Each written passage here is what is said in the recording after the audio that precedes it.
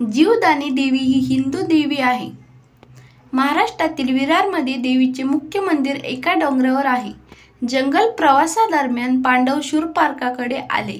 त्यांनी भगवान परशुरामांनी पवित्र केलेल्या विमलेश्वराच्या पवित्र मंदिराला भेट दिली आणि वैतरणी नदीच्या काठावर थांबलेल्या प्रभातच्या प्रवासाला त्यांनी भेट दिली. तेथे त्यांनी विरार तीर्थाच्या काठी भगवती एकविराची पूजा केली आणि तेथील शांतता आणि उदात निसर्ग पाहून जवळच्या डोंगरात लेणे कोरण्याचे ठरवले. त्यांनी जवळच्या टेकड्यांवर असे केले आणि एका गुहेत एकविरा देवीच्या योगलिंगाची स्थापना आणि पूजा केली. त्यांनी तिला भगवती जीवनदानी, ती देवी जी जीवनाची खरी संपत्ती आहे, असे म्हटले.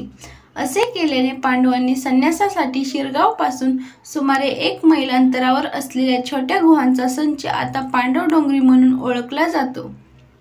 अनेक युगी पांडव डोंगरी येथे राहून जीवनदानी देवीचे दर्शन घेत असत.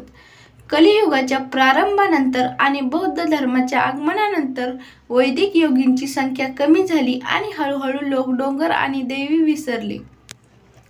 जगद्गुरू शंकराचार्यांच्या आगमनाच्या काळात विरारमध्ये एक महार किंवा मिराशी राहत असत, जे गावातील गुरे चरत असत.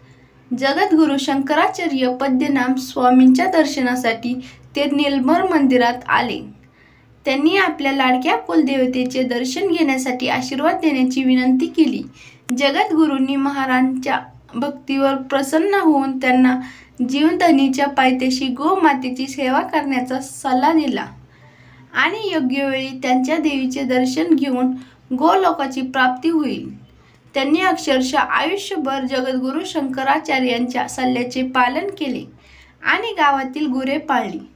गावातील गुरे चरत असताना त्याला एक गाय चरताना दिसायची, जिच्या मालकाने तिला चरायचे पैसे दिले नाहीत. आपल्या कर्तृत्वाने त्याने गायीचा मालक शोधण्याचा निर्धार केला. तो जीवदान टेकडीच्या माथ्यावर गायीच्या मागे लागला. दैवी विशिष्ट असलेली एक सुंदर स्त्री प्रकट झाली.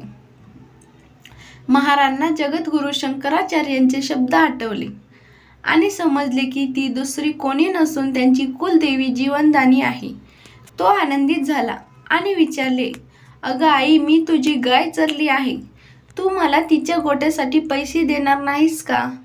देवी आनंदाने हसली आणि महाराजांच्या हातात काही पैसे ठेवण्याच्या मुद्द्यावर होती. तेव्हा ती म्हणाली, "मला हात लावू नको.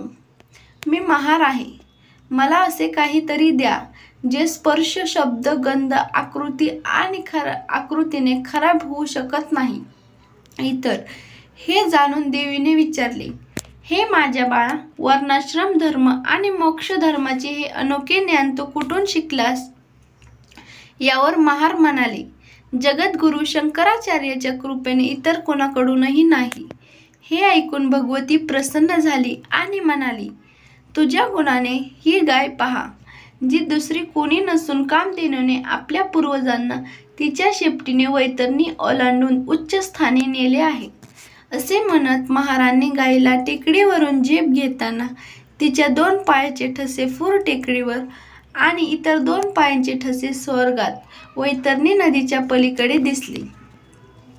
आता देवी म्हणाली, "तू जी गोष्ट मागितली होतीस ती मी तुला बहाल करते, ती म्हणजे मोक्ष." असे म्हणत महाराजांना मोक्ष, खरा जीव, धन, जीवनाची खरी संपत्ती प्राप्त झाली आणि देवी गुहेत अंतर्धान पावणार होती. तेव्हा ही सर्व दैवी घटना पाहून एक वान स्त्री ओरडली, "देवी, देवी, आंबा, आंबा, तू हे सोडशील का? तुझी वांज मुलगी आमच्या जीवनात धनाशिवाय माझ्या खुशीत बाळ दे." देवी तिच्या प्रार्थनेने प्रसन्न झाली आणि म्हणाली, "तुम्ही खरोखरच महान आहात, ज्याने आम्हा तिघांनाही पाहिले आहे. यापुढे मी तुम्हाला मुलाचा आशीर्वाद देते." त्यावर त्या स्त्रीचे समाधान झाले नाही. ती म्हणाली, "हे तिन्ही जगाच्या माते, मला फक्त आशीर्वाद देऊ नको, तर तुझी प्रार्थना करणाऱ्या सर्व वांज मुलींना मूल होऊ दे." यावर देवी प्रसन्न झाली आणि म्हणाली, "हे बघ, यापुढे कलियुगाच्या आगमनामुळे कर्मकांडाची शुद्धता राखण्यासाठी मी गुहेच्या कोनाड्यात एका छिद्रात राहीन.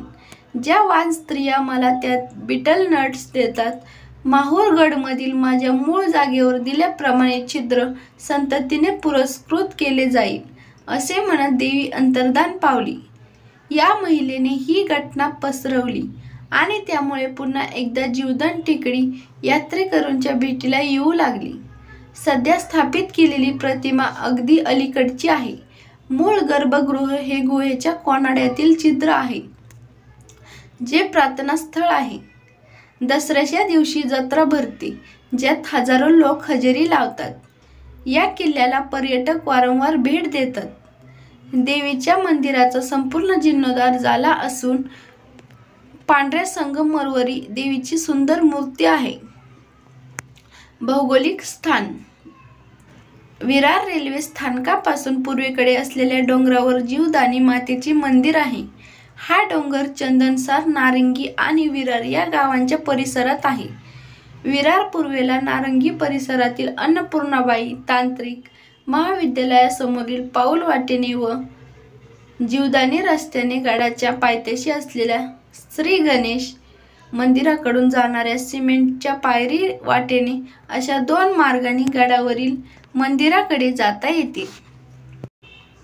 शक्तिपीठांची पूर्वपीठिका: देवीची पूजा म्हणजे शक्तिपूजा. दक्षाने केलेल्या यज्ञात आत्माहुती केलेल्या सतीच्या कलेवराचे श्री विष्णूने आपल्या सुदर्शन चक्राने 51 तुकडे केले.